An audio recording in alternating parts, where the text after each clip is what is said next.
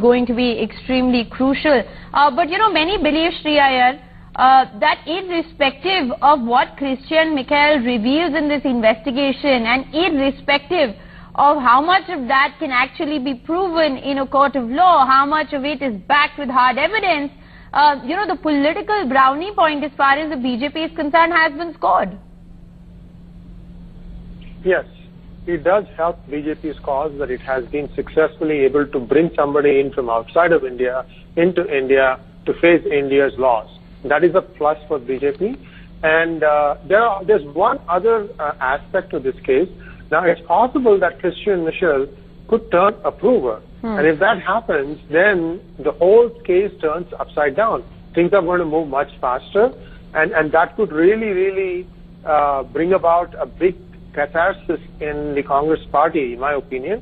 I don't know. Let's wait and see what happens. And I'm hoping that for a change, things start moving faster than their usual snail-like pace that we have seen when something starts moving through the judicial system.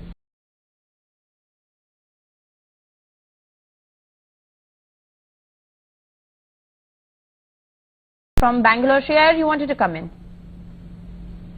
You know, think of this as a Congress corruption station, a railway station, where there are several platforms.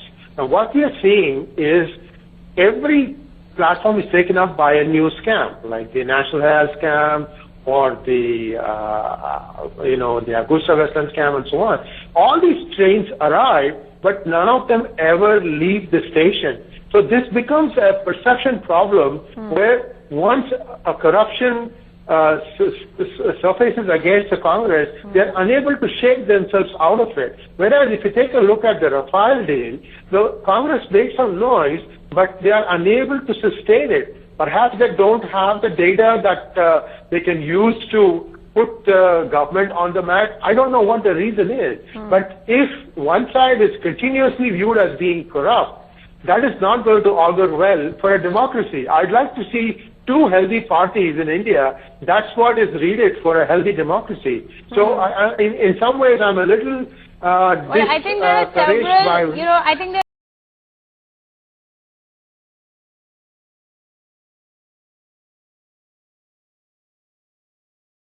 to do with them. Sri Iyer, you wanted to come in?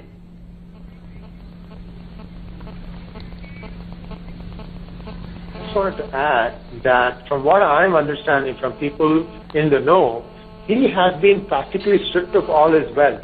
The court has just given him subsistence wages, subsistence money. So you can, it's not unusual for you to see him traveling in the subways, I believe.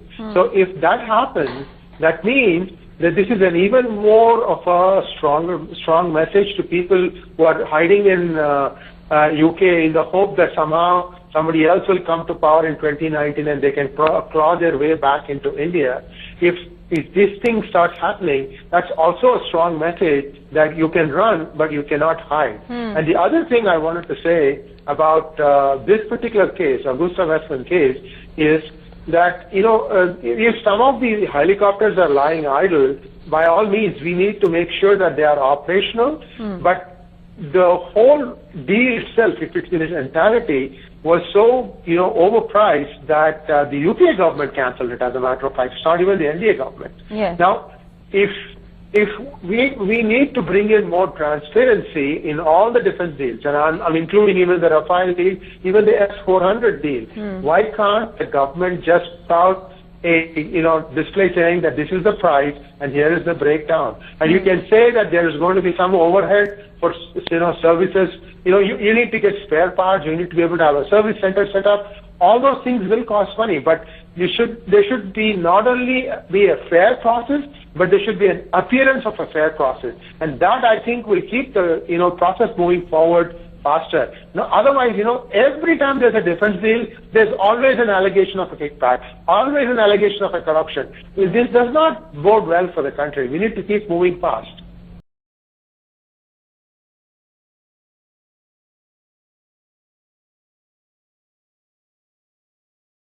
That ought to still be answered. Sri Iyer, you want to come in? Go ahead. Rishika, this Italian High Court Appellate Court judgment is 225 pages long, and it is written in Italian. for someone to fully understand the import of this document, you need a translator who's a lawyer, who's good at English and in Italian.